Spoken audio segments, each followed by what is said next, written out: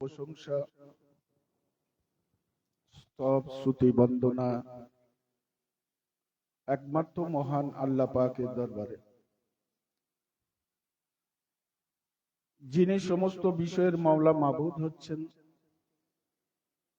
সেই মহান রব্বুল আলামিনের দরবারে শুকরিয়া আদা করে আমার আপনার সকলের নবী, দুজাহানের নবী, দুজাহানের বাদশাহ, রহমাতুল্লিল আলামিন, সাফিউল মজনবিন হযরত মুহাম্মদুর রাসূলুল্লাহ সাল্লাল্লাহু আলাইহি ওয়াসাল্লামের পাক কদমে লাখো দরুদ ও লাখো সালাম। আল্লাহ পাক রব্বুল আলামিন সমস্ত মানব জাতিকে সৃষ্টি করেছেন।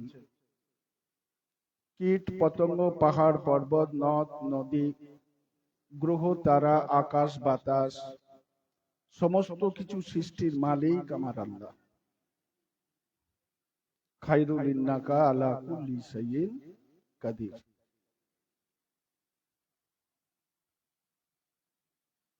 আল্লাহ পাক রব্বুল আলামিন এই মানুষ আর জিনকে তার ইবাদত বন্দেগী করার জন্য আল্লাহ পাক সৃষ্টি করেছে। জিন আর ইনসানকে আল্লাহ সৃষ্টি করেছেন ইবাদত বন্দেগী করার জন্য। তাহলে মানুষ কি জন্য সৃষ্টি হয়েছে?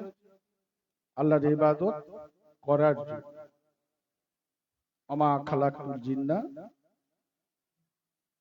পরিষ্কার আয়াত কারিমায়, এই আয়াত কারিমায় বলা হয়েছে আমি জিন আর ইনসানকে সৃষ্টি করেছি একমাত্র আমার ইবাদত বন্দেগী করবে বলে।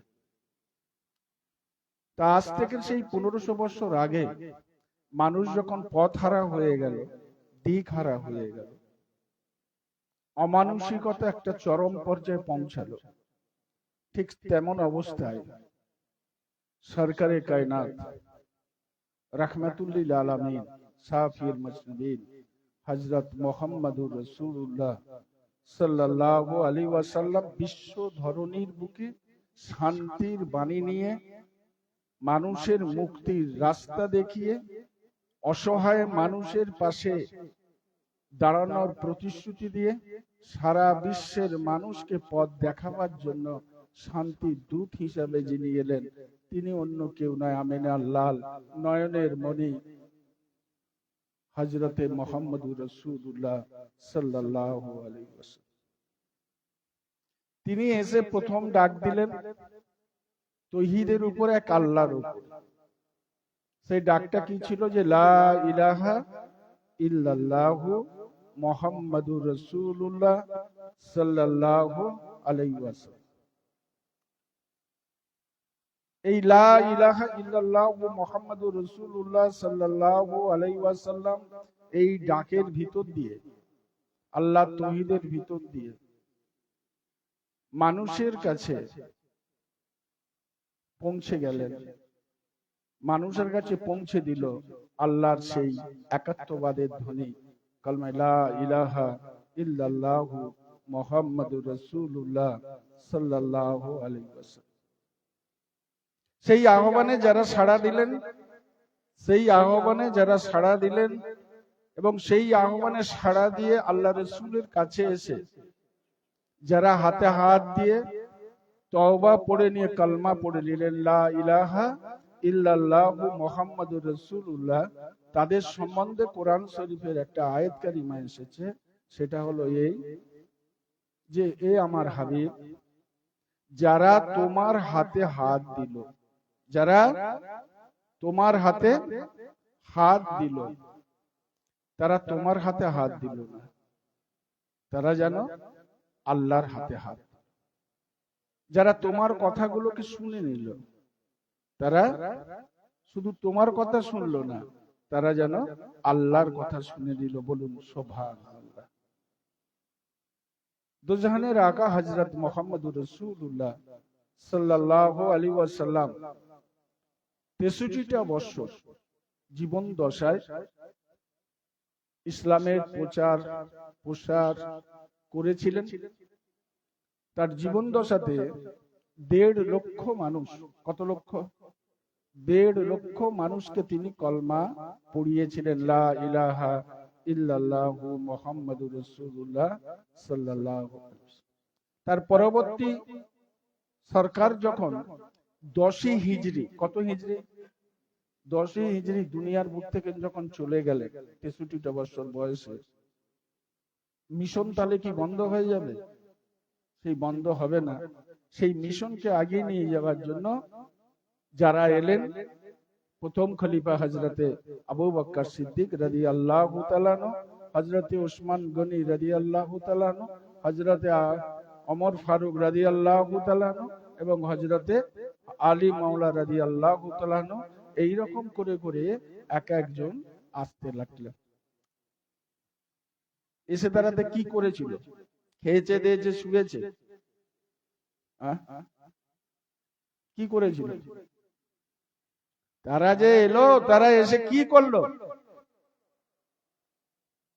রসুলের এই ধারক আর বাহক হয়ে তার যে মিশন, তার যে টার্গেট, তার যে চিন্তা ভাবনা, তার যে আদর্শ নীতিটাকে আগিয়ে নিয়ে যাওয়ার জন্য এই সমস্ত সাহাবাদের জীবনী যদি দেখা যায়, তার লক্ষ ভাগের 1 ভাগও আমরা কষ্ট সহ্য করতে পারবো না। গোটা পৃথিবীর মানুষ পারবে না। বোঝা যাচ্ছে?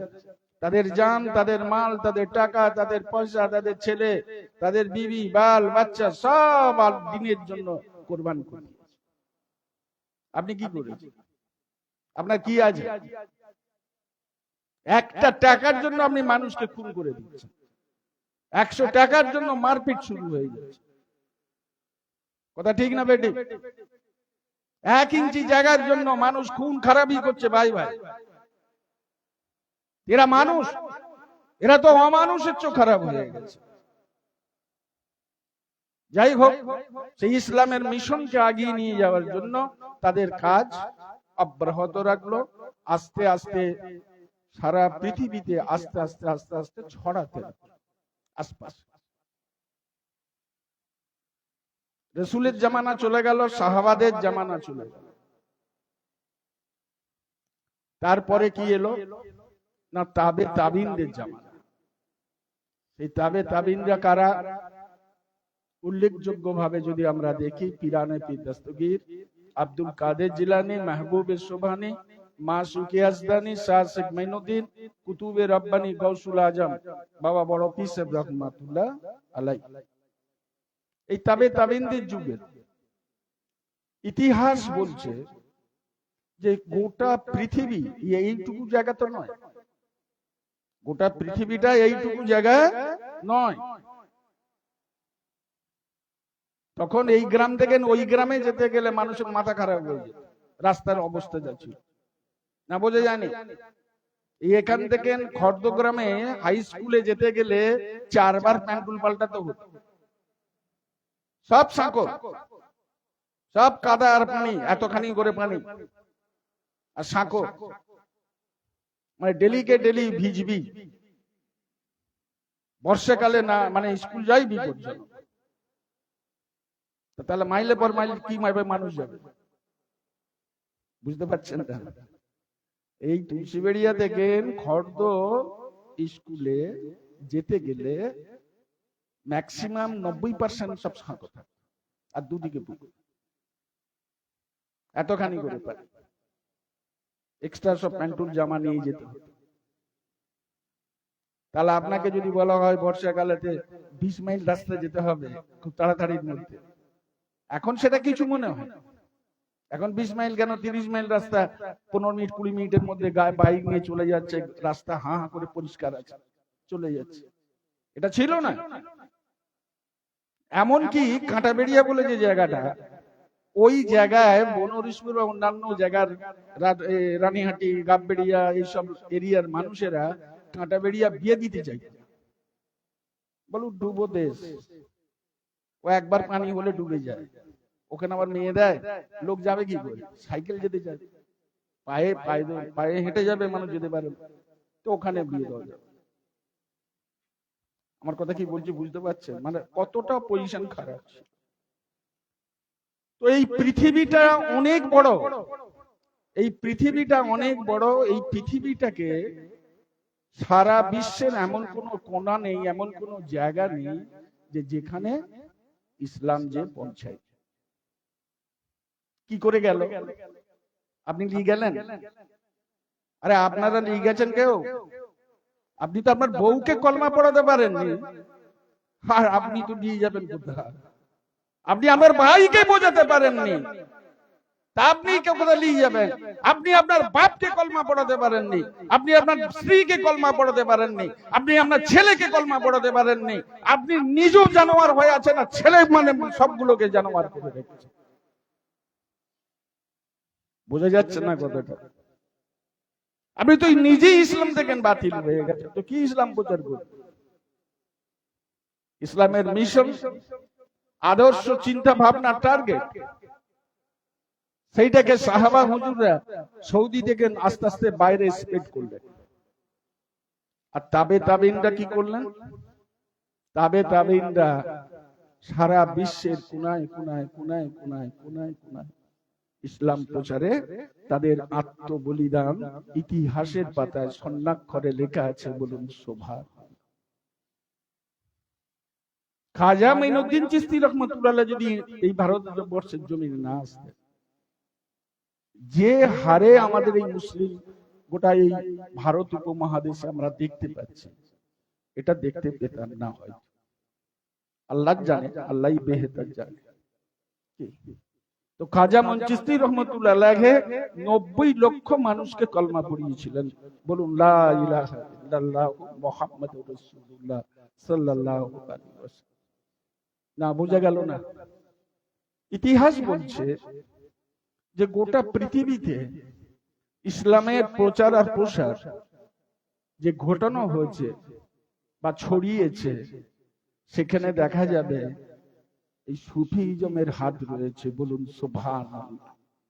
তাবেঈনদের হাত রয়েছে, হক্কানি উলামায়ে কেরামদের হাত রয়েছে, ফকির দরবেশ ওলি আল্লাহ গওস কুতুবদের হাত রয়েছে। বলুন সুবহানাল্লাহ।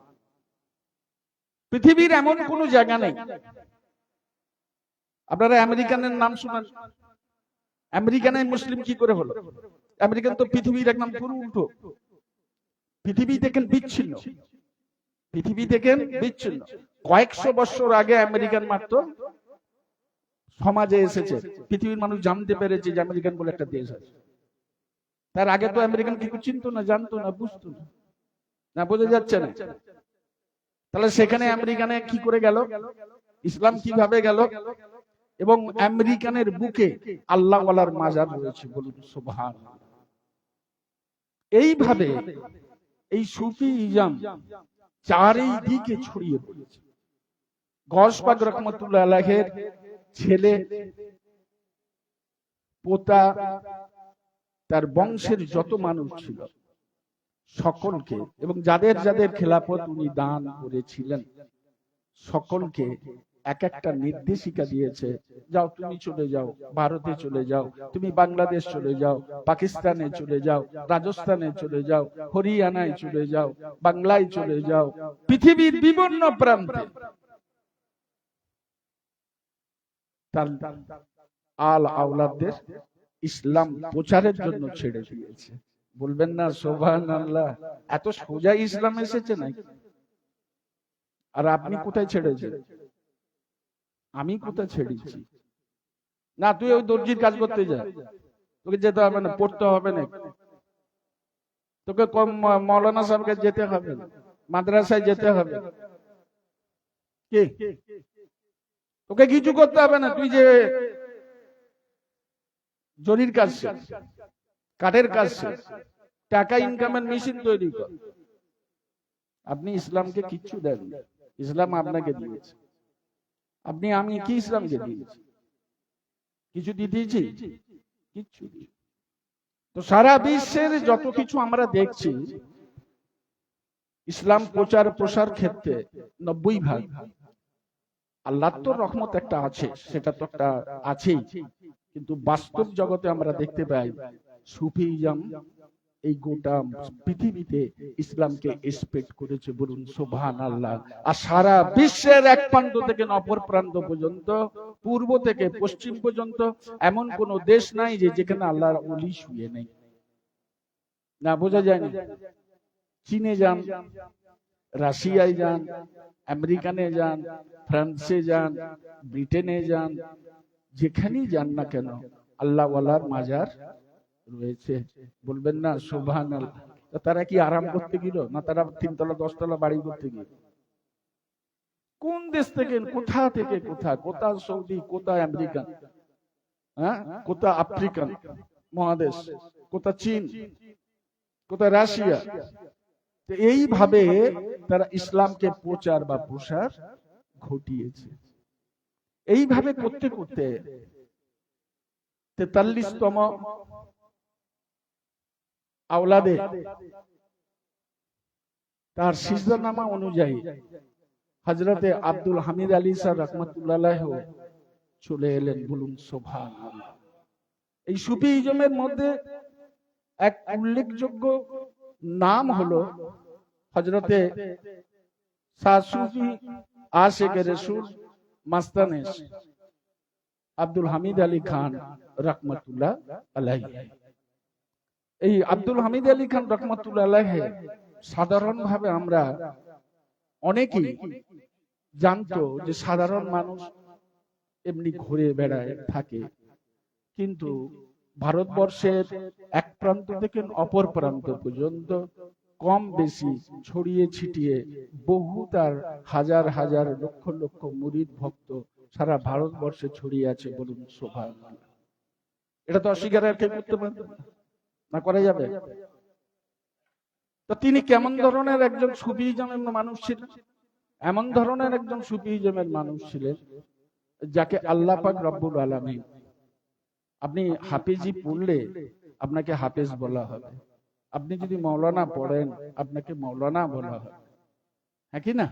আপনি যদি কামেল নিয়ে পাশ করেন তো কামেল বলা হবে, আপনি যদি মুহাদ্দিস হন, মুফতি হন তো আপনাকে তাই বলা হবে, আপনি যদি আল্লাহর বন্ধু হন আপনাকে আল্লাহর বন্ধু বলা হবে, হ্যাঁ কি না?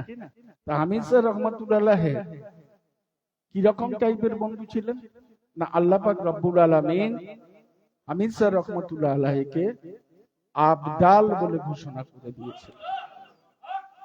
না, বোঝা যায়?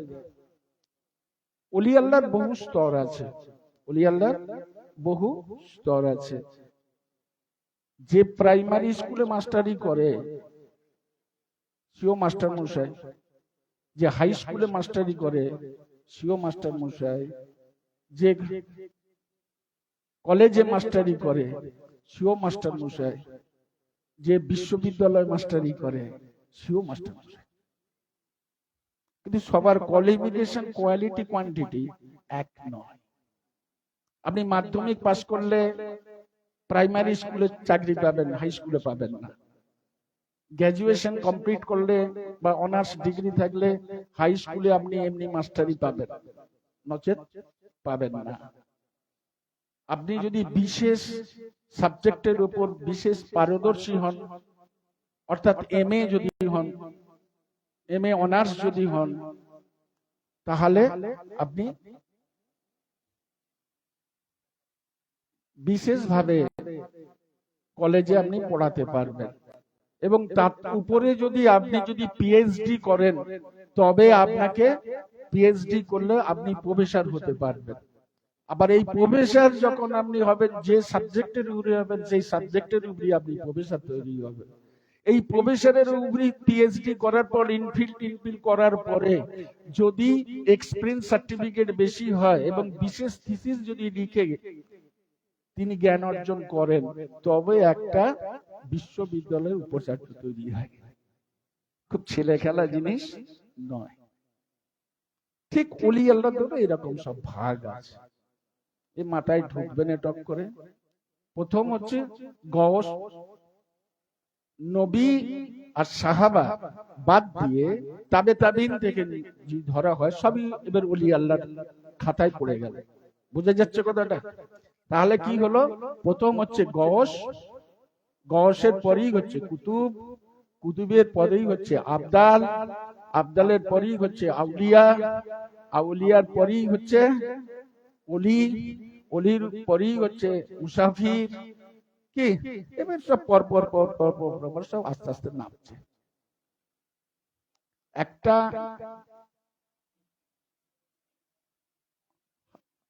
কয়েকশো অলির কয়েক মানে বহু অলির ক্ষমতা যার মধ্যে থাকে তাকে আউলিয়া বলে।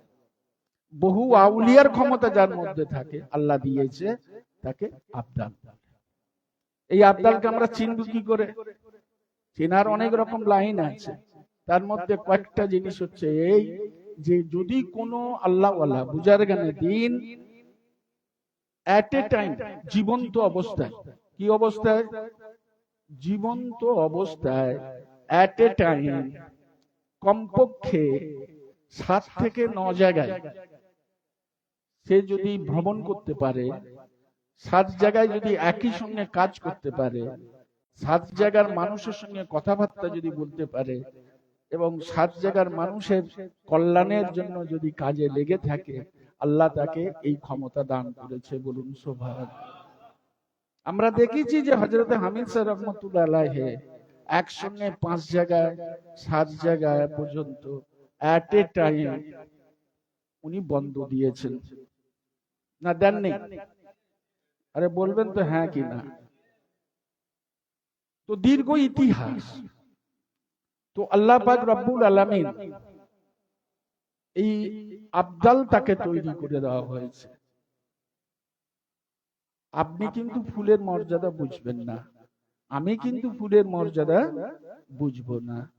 ভ্রমর কিন্তু বোঝে, প্রজাপতি কিন্তু বোঝে, মৌমাছি কিন্তু বোঝে। যেখানেই ফুল ফুটুক না কেন মৌমাছি ঠিক হাজির হয়ে যায়, না হাজির হয়নি? আপনি কি জানেন ওই 1 ফোঁটা মধু তৈরি করতে, 1 ফোঁটা মধু মৌমাছি তৈরি করতে 1,80,000 ফুলের উপর ওকে বসতে হয়। কত কত ফুলের উপর বসতে হয়? 1,80,000-এর উপর বেশি ফুলে বসলে তবে 1 ফোঁটা মধু সংগ্রহ করতে পারে। মাথায় কিছু ঢুকলো? তাহলে কত ফুলে কত সন্ধান তাকে করতে হয়। আর আপনি ভাবতেছেন, আমরা ভাবতেছি এই দুটো কিছু জেনে আর বুঝে সব বুঝি মধু নিয়ে চলে যাব, না, তো সোজা না, সোজা। তা হামিদ স্যার রহমাতুল্লাহ আলাইহি কে আল্লাহ পাক রব্বুল আলামিন সেই দরজা, সেই লাকাব তাকে আল্লাহ দিয়েছেন। বলুন সুবহান। এ দানকার না তার পীর সৈয়দ জামালউদ্দিন স্যার রহমাতুল্লাহ আলাইহির দান? কার দান? না পীরানে পীর দস্তগীরের দান? কার দান? না হযরতে রাসূলে খুদা সাল্লাল্লাহু আলাইহি ওয়াসাল্লামের দান? কার দান? না মহান আল্লাহ পাকের দান। না বোঝা যায় না? কিন্তু আমরা ভুলে গেছি। সময় সংক্ষেপ, কয়েকটা কথা বলি। তাহলে কি কথা বলতে বলতে চলে এসেছিলাম যে 10 হিজরি দোজাহানের বাদশাহ হযরত মুহাম্মদুর রাসূলুল্লাহ সাল্লাল্লাহু আলাইহি ওয়াসাল্লাম দুনিয়ার বুক থেকে চলে গেলেন। আর এই মুহররম মাস, যে মুহররম মাস আমরা আছি, আল্লাহ যদি আমাদের হায়াতে রাখে আর কয়েকদিন বাদে আমরা দেখতে পাবো মুহররম। তো এই মুহররম মাসের এক বিশেষ ঘটনা এর সঙ্গে জড়িয়ে যায়। কয়েক আগের সপ্তাহে মানে মনে হয় বলেছি যে এই মাসে শুধু এই ঘটনার জন্য মুহররম নয়। মুহররম মানে বাংলার আবিধানিক অর্থ হচ্ছে, মুহররম শব্দের অর্থ হচ্ছে পবিত্র মাস। মুহররম মানে পবিত্র মাস। তা আল্লাহ বলছেন যে এটা পবিত্র মাস করে তোমাদের কাছে পাঠিয়েছি। আর আমি সকলে আমরা বলছি যে না, আমরা পবিত্র থাকার লোক নই, আমরা পবিত্র থাকবো না, অপবিত্র করি তবে ছাড়। যে আল্লাহ বলছে যে এটা পবিত্র মাস, আর আমরা কি বলছি, না আমাদের পবিত্র দরকার নেই, আমরা অপবিত্র করি তবে ছাড়ব। কি করে অপবিত্র হবে? মারপিট, খুন খারাপি, ঝগড়া ঝাঁটি, অশান্তি, এইসব করতে হবে। মহরম মাসে আপনারা হয়তো কেউ করেননি, করেন ঝগড়া ঝাঁটি? না, রাগ আপনাদের নেই, ঝগড়াও নেই, ঝামেলাও নেই। কি গো, শান্তি বজায় রাখার জন্য সময় নেই ইতিহাস বলার। সারা বিশ্বের শান্তি বজায় রাখার জন্য, ইসলামকে অটুট রাখার জন্য, ইসলামকে সারা বিশ্বের দরবারে শ্রেষ্ঠ প্রমাণ করার জন্য নিজের জীবনটাকে দিয়ে হযরতে হুসাইন পাক রাদিয়াল্লাহু তাআলা আনহু সই কিন্তু অন্যায়ের বিরুদ্ধে করলেন না। সেটা ছিল কত হিজরি? 100টি হিজরি। কত হিজরি? 100টি হিজরিতে ঘটনা ঘটল। আর দুজনে রাখা গেলেন কত হিজরিতে? 10ই হিজরি। তাহলে আল্লাহ রসুলের কত বছর পরে ঘটনাটা ঘটছে? 50 বছর, তাই না? এই 50 বছর পরে ঘটনা ঘটছে। আর সরকার যখন চলে গেলেন তখন ইমাম হাসান হুসেনের বয়স, হযরতের ছোট ইমামের বয়স তখন 5 বছর, বড় ইমামের বয়স তখন 7 বছর। বুঝা গেল?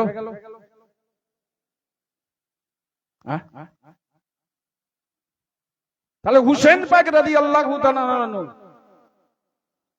তার যে সংগ্রাম ছিল, কিসের জন্য সংগ্রাম? মানুষের জন্য সংগ্রাম। কিসের জন্য? মানুষের জন্য, মানুষের মঙ্গল কামনায়, অন্যায়ের বিরুদ্ধে, পুঁজিবাদের বিরুদ্ধে, সৌরতন্ত্রের বিরুদ্ধে, অশুভ শক্তির বিরুদ্ধে, অন্ধকারের বিরুদ্ধে, কুসংস্কারের বিরুদ্ধে তার ছিল দিব্য প্রতিবাদ। আর সেই প্রতিবাদ করায় তাকে জীবন দিতে হবে। আর আমরা তো সেই জায়গা থেকে সরে এসেছি, না সরে আসি? আমরা এই জায়গা থেকে সরে আসার জন্য আজ আমাদের উপরে আল্লাহ গজব নেজে এসেছে।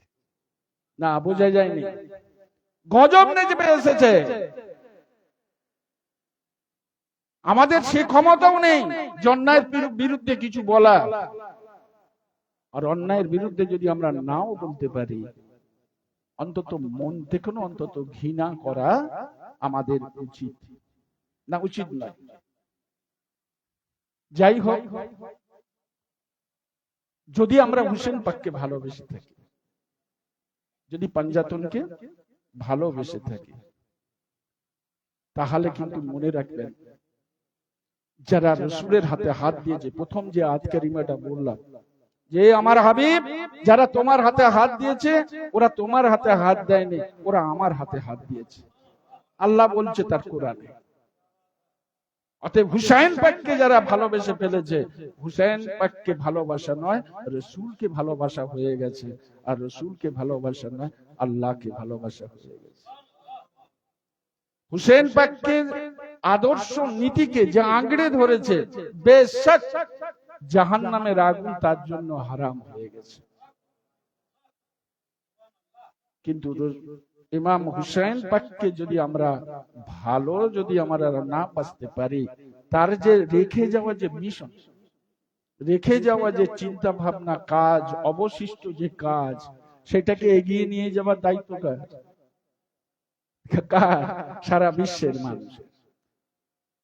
তা আমরা যখন দাবি করি যে আমরা মুসলিম, তাহলে আমাদের উচিত হবে তার রেখে যাওয়া মিশন গুলোকে আরো এগিয়ে নিয়ে যাওয়া। আর যদি এটা আমরা না করি, তাহলে আমাদের গাফলতি করা হয়েছে, আর সেই গাফলতির মধ্যে আমরা ধ্বংস হয়ে যাব। কেউ রুখতে পারবে না। পারবে? আল্লাহ পাক আমাকে, আপনাকে, সারা বিশ্বের মানুষকে এটা বোঝার এবং করার আল্লাহ যেন আমাদের সকলকে তৌফিক দান করেন। বলুন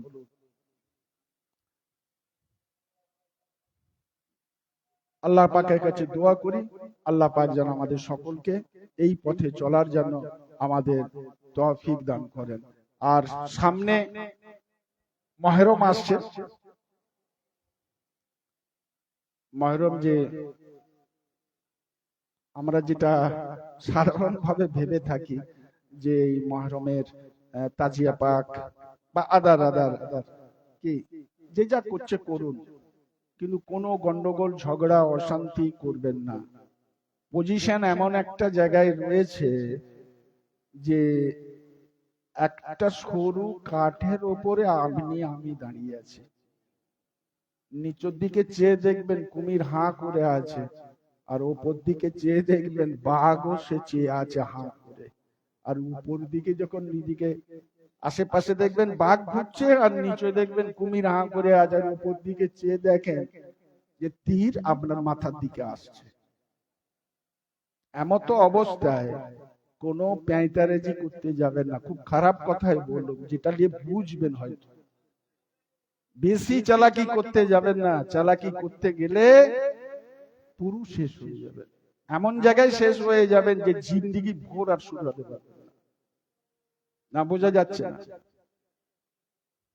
বেশি মাত্রা মারতে যাওয়া, বেশি এই ভাবাবেগ দেখাতে যাওয়া ভালো জিনিস।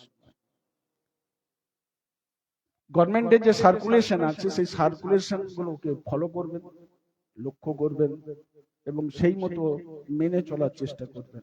কোন ধরনের যদি অপ্রীতিকর কোনো ঘটনা সামনে যদি দেখেন, তাহলে পুলিশ ইনফরমেশন করবেন। নিজে যেন আইন হাতে তুলে নিতে যাবেন না। কথা কি বোঝা গেল? কারবালা একটা শিক্ষার জায়গা, শিক্ষণীয় জায়গা। কারবালা একটা মর্মান্তিক ঘটনার সাক্ষী। সেখানে আনন্দ ফুর্তি করার জন্য জায়গা জায়গা হ্যাঁ, কমান না, বোঝার অন্তত কমন জ্ঞানটা আনুন না। আর সেইগুলোকে লক্ষ্য রেখে চলার চেষ্টা করুন, তা নাহলে আগামী দিনে ভয়ঙ্কর আমাদের উপর বিপদ নেমে আসবে।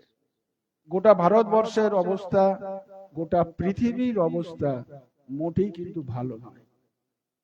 বারবার বলছি, হয়তো আল্লাহ যদি হায়াতে থাকে রাখে আমাকে, পরে আপনাদের বলবো আরো বিস্তারিত। আর যদি আল্লাহ আমাকে ডেকে না, তো করার কিছু নেই। আপনারা দেখবেন, আল্লাহ আপনাদের হায়াত দারাজ করুন, আপনারা পরবর্তী সময়ে দেখবেন যে যত দিন যাবে মুসলিমদের অবস্থা খারাপ হয়ে যাবে। কারণ মূল যে জায়গা আমাদের শিক্ষা, সেই জায়গা থেকে আমরা সরে গেছি। আমরা কোনো জিনিস বুঝতে চাইনি জ্ঞান দিয়ে, যা বুঝে আনাড়ি ভাবে। ও কেন বলবে, ওকে মেরে দাও। ও কেন করবে, ওকে ধ্বংস করে দাও। ও কেন এটা করবে, ওকে খুন করে দাও। কেন ওটা করবে, ও ঘর ভেঙে দাও।